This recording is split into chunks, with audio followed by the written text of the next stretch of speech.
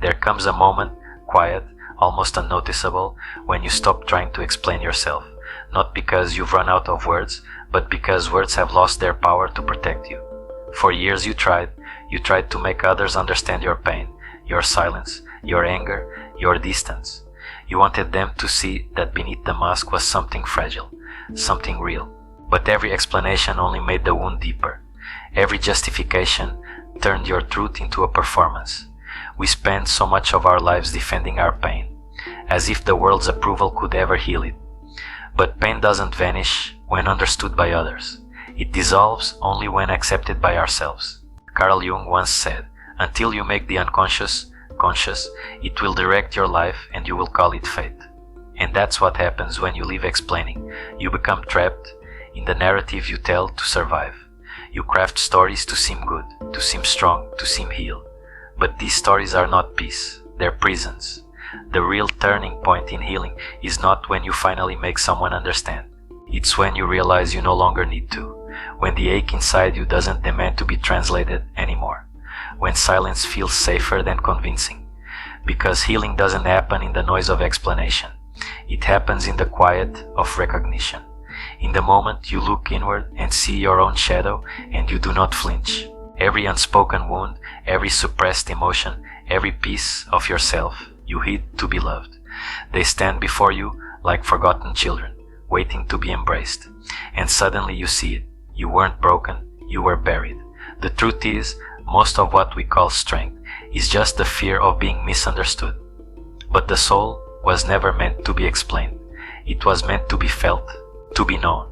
So when you stop explaining, you don't lose connection. You rediscover it. Not through others, but through the quiet companionship of your own being. The healing begins not in being seen, but in finally seeing yourself. And from that silence, from that surrender, something ancient within you begins to wake. The part that no longer seeks permission to exist. The part that has been waiting for you to listen. Most people do not see their pain. They see only its disguise. A smile that doesn't reach the eyes. A laugh that trembles at the edge of collapse. And "I'm fine" whispered through clenched teeth. We learn early to hide, to appear strong, composed, in control. We mistake repression for resilience. And so, we live half alive, our true emotions exiled in the dark corridors of the mind. But what we bury does not disappear. It waits, it watches, it whispers through sleepless nights and sudden bursts of anger. It paints our relationships with invisible colors of fear and projection. It shapes our choices, quietly pulling the strings from beneath consciousness. Jung called this buried part the shadow. Everything we refuse to see in ourselves, our envy, our shame, our fear of rejection, our hunger for validation, all the instincts we deny yet cannot escape. We push them away, convincing ourselves that we are good. We fill our days with light, motivational quotes, affirmations, self-improvement. But without the courage to look at our darkness, positivity becomes another mask. The modern soul is exhausted, not because it feels too much, but because it keeps pretending not to. We distract ourselves with screens and endless productivity, hoping the ache will fade if we don't name it. But the pain doesn't vanish in silence. It grows roots in the unspoken. You can feel it when you wake up, that heaviness behind the chest. Not sadness, not anxiety, but something deeper. A quiet mourning for the parts of you you abandoned to be accepted. Every time you swallowed your truth to keep the peace, every time you smiled when you wanted to cry, a small fracture opened inside your being, and those fractures become walls, walls that separate you from your own heart. You think you're protecting yourself, but in truth you're isolating your soul. We call it being strong, but strength without vulnerability is just tension, and tension eventually breaks. One day, life will place a mirror before you. Not a physical mirror, but an experience, a heartbreak, a loss that forces you to see yourself without disguise. The mirror will not ask if you are ready.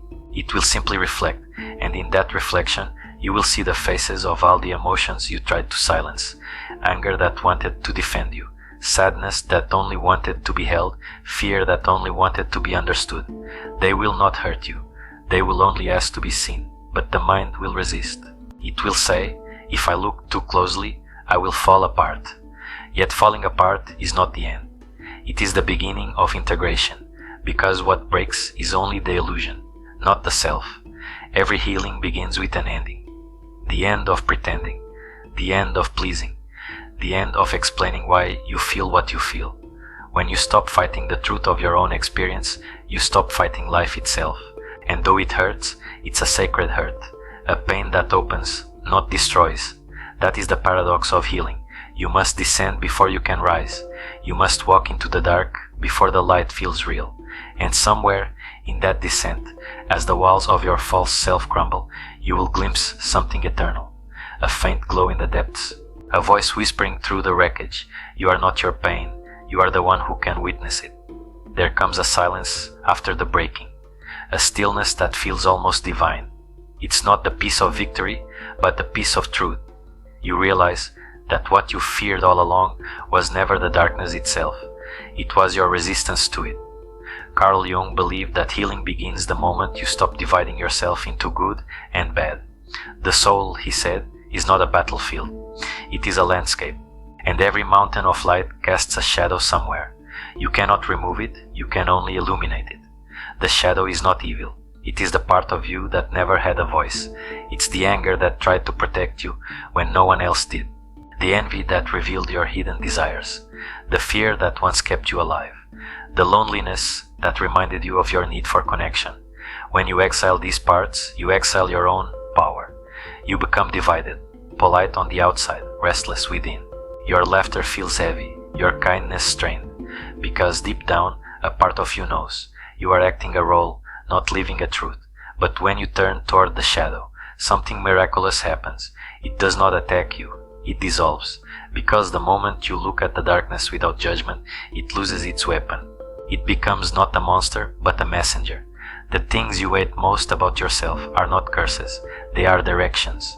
Every irritation, every jealousy, every outburst is a signal pointing toward what is unhealed. The shadow is not your enemy, it is your unconscious teacher, and like all teachers, it waits patiently.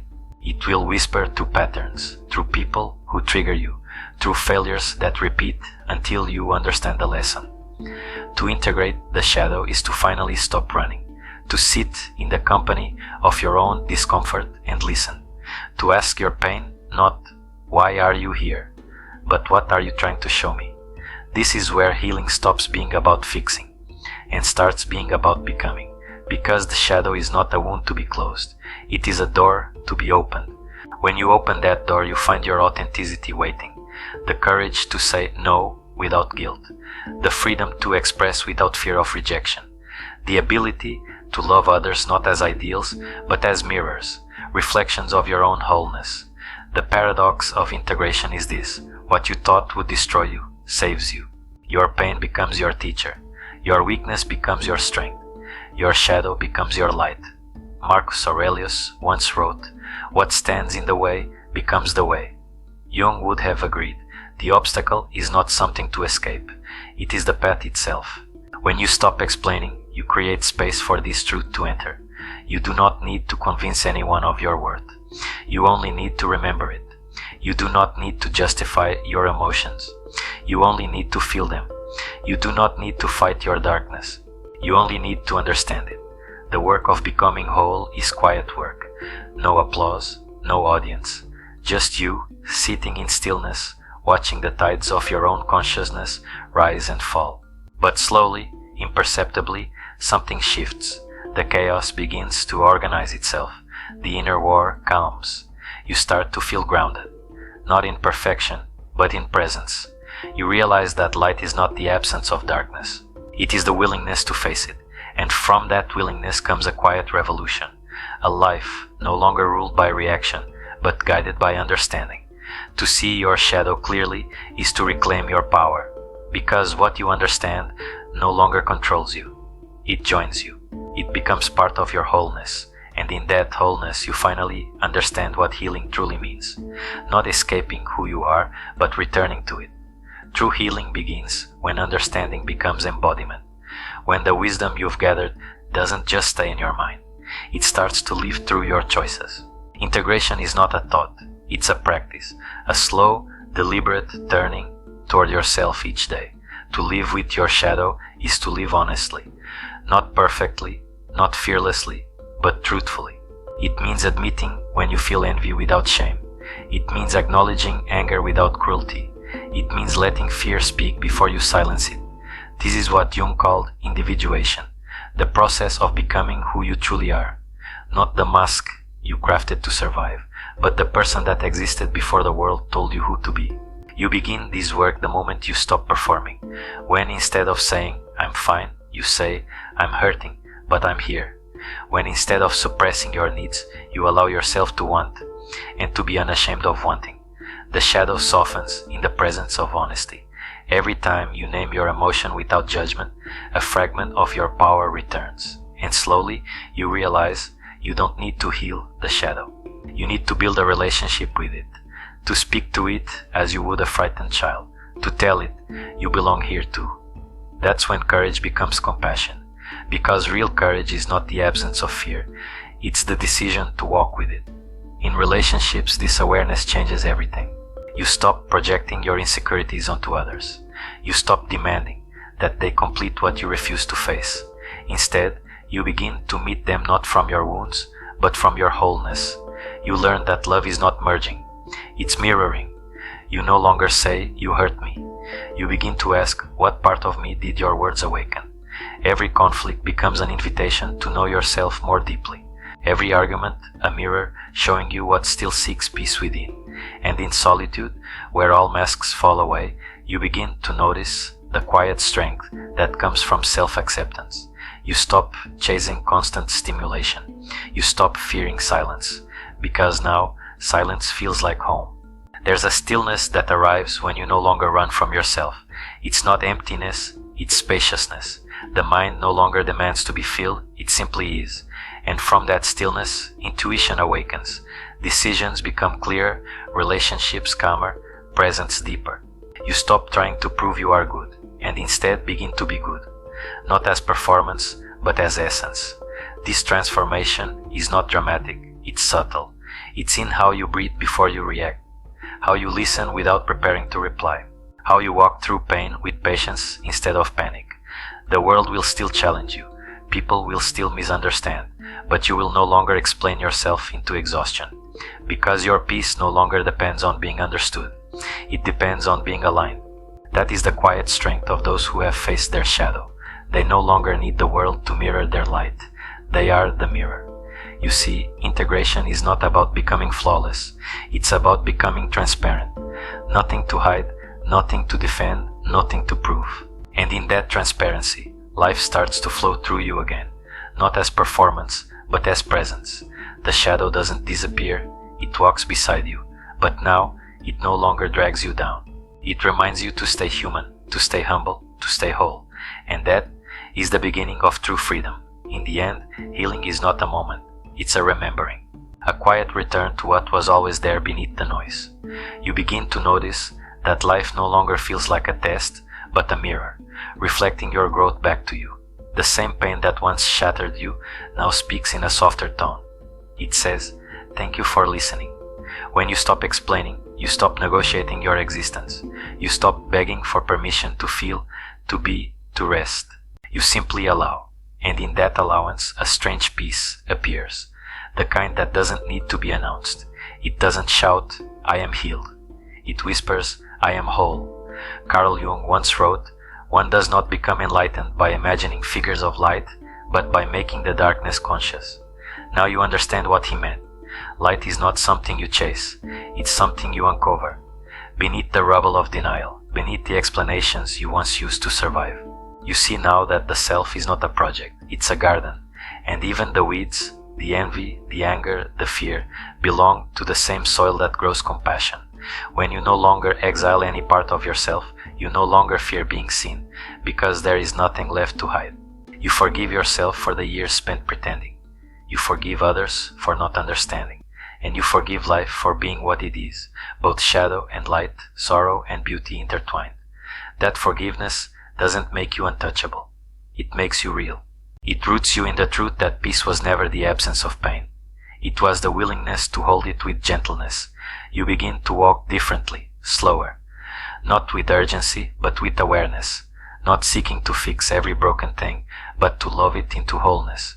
When the world asks who you are, you no longer offer an explanation. You simply are, unfolding, unguarded, unashamed. And maybe that is what healing really means, to come home to the self you abandoned when you thought you had to earn love. Now you see that love was never lost. It was simply waiting in the silence, beneath all your explanations. And when you finally stopped speaking, you heard it again. The sound of your own soul returning. A single echo in the dark, soft as dawn, whispering, "Welcome back."